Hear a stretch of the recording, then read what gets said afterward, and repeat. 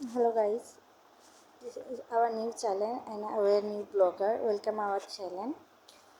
এটা আমাদের বাগান।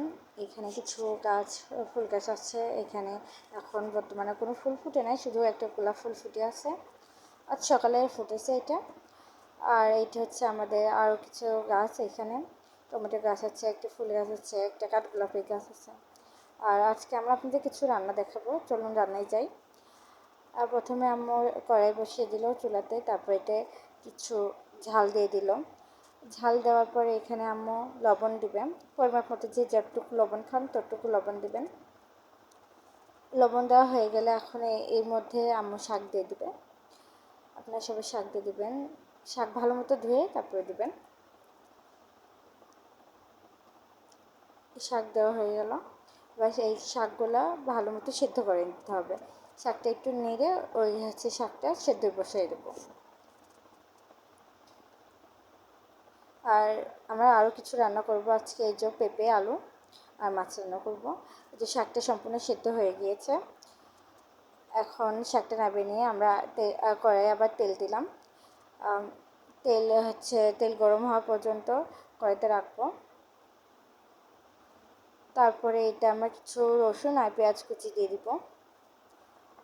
পেঁয়াজটা দিলে শাকের স্বাদ ভালো আসে, যেহেতু পুঁই শাক এটা স্বাদ ভালো লাগবে।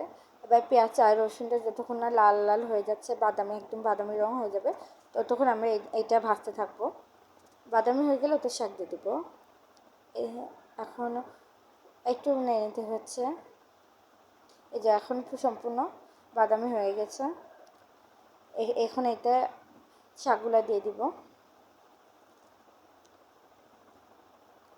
এবার শাকটা ভালো মতো ওই পেঁয়াজ আর রসুনের সাথে ভালো মতো মিশিয়ে নিতে হবে। নিয়ে একটু কিছুক্ষণ এটা চুলার উপর রেখে দিতে হবে,